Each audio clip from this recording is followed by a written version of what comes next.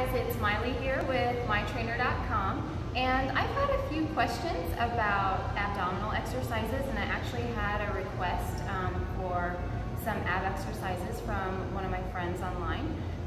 So I wanted to just kind of clear up a couple things though that I get asked a lot all the time, especially about lower abs. So a lot of us are trying to get body fat to go away from our midsection, especially the lower abs, especially women that have had kids before. I get asked this all the time. And so I just wanted to clear up first that when you're trying to reduce the amount of body fat on your abs, to make it very clear, no matter what anybody else tells you, the amount of abdominal work that you do or core work has little to nothing to do with how much body fat is sitting on your abs. So the body fat issue is a mixture of diet and getting your cardiovascular exercise together, and then also the strength training. And the strength training is what increases your metabolism so that you burn fat all day long. So just as a reminder, you can, on the links below, get my free workout program so that each month you're getting a new workout to do every month that covers the whole body to help increase that metabolism. So I was specifically asked about lower abs, so I want to just kind of clarify also that your abdominal muscles, they run from your pubic bone all the way up into your rib cage, and it's all one piece. So you can't really truly just separate lower abs from upper abs. So they all are going to work together. So no matter what kind of abdominal movement you're doing, the entire abdominal muscles, they're all going to work together.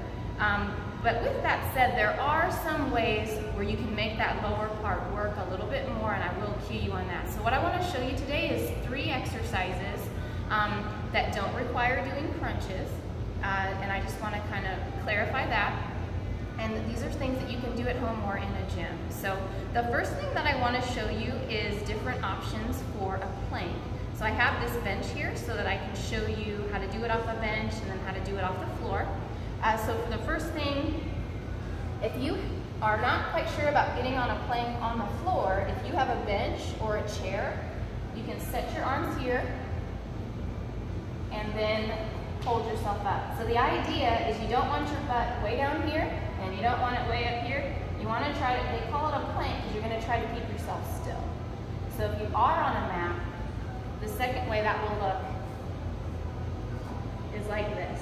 So not here, but if you can settle in right about there, okay? You can also raise a leg, okay? You can also twist, okay? Now the second thing I wanted to show you with this ball that's rolling away is an abdominal twist. So you'll be able to work the size of your abs, so your obliques, a little bit more. And for this, what I see a lot is people flinging their arms around all like this, okay? So the first thing I tell people to do is stop flinging your arms and just think about the movement coming from your waist. And the only reason your arms are moving is because your waist is moving with it. So don't flail your arms, but move your waist, okay? You can also raise one foot, you can also raise both, okay? And do the twist at the same time. All right, and then the last one is the one that can target the lower abs a little bit more. But again, I want to clarify that your abs are all one muscle.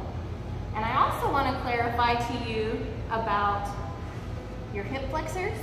So you have hip flexors right here, and they're attached into your spine. So if you go to an exercise class and they have you doing a bunch of this and a bunch of flutter kicks, and they say that it's targeting your lower abs, you're gonna feel your lower abs tighten up, but that's all they're doing. They're tightening up while your hip flexor is the thing that moves. So your abs, the only thing they're doing is doing that tightening to hold you there. They're not doing anything else. So if you start feeling pain here or in your back, it's because your hip flexors are attached into your spine and they're actually pulling on your back. So what I would like you to do is bring your feet towards you And if you're gonna do it, raise your butt up off of the mat, okay? So raise it up. The other way to do this is to send your feet up into the sky, okay? So again, butt up, like that instead. So no flutter kicks, but instead, using your abdominals to raise your butt up is what's actually gonna move your abs. It's actually gonna contract your abs and shorten, okay? So let's do those all together. The first thing is plank. And I'm gonna do the kind where we raise our legs and we'll do 5 on each side. Okay, so 1,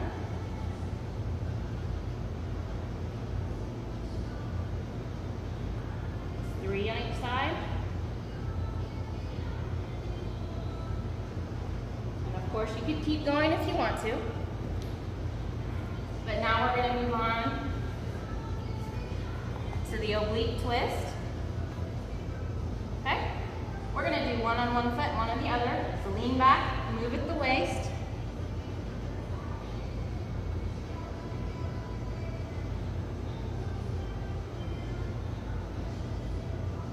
Switch feet.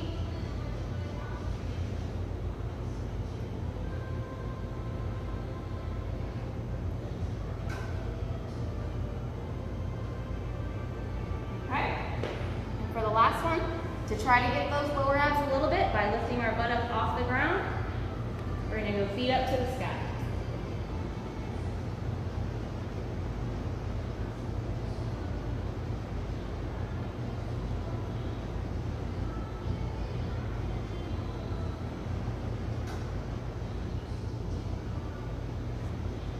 Okay guys, that is one ab circuit you can do, and just keep in mind again that the key to having less body fat on your abs is not the exercises that you do, but the food that you're eating, the amount of cardiovascular activity you're getting in, and whether or not you're getting strength training. So thanks for joining me.